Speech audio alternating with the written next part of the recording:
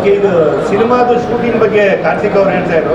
Cinema start ಆಗೋದು ಕಾಶ್ಮೀರದಲ್ಲಿ, end ಆಗೋದು ಕಾಶ್ಮೀರದಲ್ಲೇ. ಬಟ್ ಈ ಮಧ್ಯೆ ಅಲ್ಲಿಂದ ಜರ್ನಿ ಬೆಂಗಳೂರಿಗೆ ಬರುತ್ತೆ, ಬೆಂಗಳೂರಿಂದ ಮೈಸೂರು ಹೋಗುತ್ತೆ, ಮೈಸೂರಿಂದ ಬಾಂಬೆ, ಕಲ್ಕತ್ತಾ, ಡೆಲ್ಲಿ ಫುಲ್ ರೌಂಡ್ ಆಗುತ್ತೆ.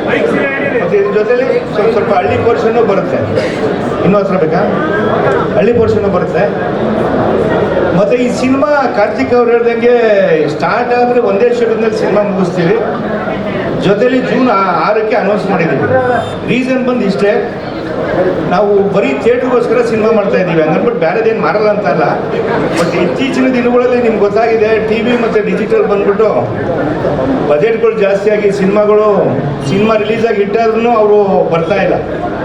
ಅದಕ್ಕೋಸ್ಕರ 3 ಕಂಪ್ನಿ ಸೇರಿ ಏನಕ್ಕೆ ಇದು ಮಾಡೋದು, ಬಿಗ್ ಬಜೆಟ್ ಸಿನಿಮಾನೇ ಕಷ್ಟದಲ್ಲಿ ಸುಖದಲ್ಲಿ ಎಡದಲ್ಲಿ ಇರೋಣ. ಇದೊಂಥರ ಚಾಲೆಂಜಾಗಿ ತಗೊಂಡು, ಅಂದರೆ ನೆಗೆಟಿವ್ ಏನಿಲ್ಲ, ಚಾಲೆಂಜಾಗಿ ತಗೊಂಡು ಜನಗಳಿಗೋಸ್ಕರ ಚಾಲೆಂಜಾಗಿ ತಗೊಂಡು 6 ತಿಂಗಳಿಗೆ ರಿಲೀಸ್ ಮಾಡಬೇಕು.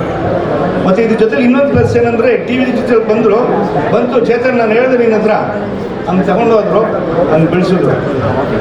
ಬಟ್ ಥಿಯೇಟ್ರ್ನವ್ರು ಏನಂದ್ರು, ಥಿಯೇಟ್ರಿಗೆ ಮಾಡಬೇಕು ಅಂತ ಯಾಕೆ ಹೇಳ್ತಾ ಇದ್ದೀವಿ ಅಂದರೆ, ಒಂದು ಥಿಯೇಟ್ರ್ ಓಪನ್ ಆದರೆ ಅದಿರೋ ಗಂಟ ಒಬ್ಬ ನಿರ್ಮಾಪಕರಾಗಲಿ ಒಬ್ಬ ಡಿಸ್ಟ್ರಿಬ್ಯೂಟರ್ಗಾಗಲಿ ಅನ್ನ ಹಾಕಿರ್ತಾರೆ.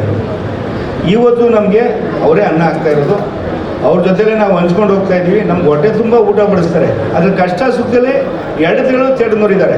ಅದಕ್ಕೋಸ್ಕರ ನಾವು ಥಿಯೇಟ್ರಿಗೆ ಸಿನಿಮಾ ಮಾಡ್ತಾ ಇದ್ದೀವಿ. ನಿಮ್ಮ ಆಶೀರ್ವಾದ ಆರೈಕೆ ದಯವಿಟ್ಟು ನಮ್ಮ ತಲೆ ಮೇಲೆ ಇರಲಿ ಅಂತ ಕೇಳ್ಕೊತೀನಿ. Thank you.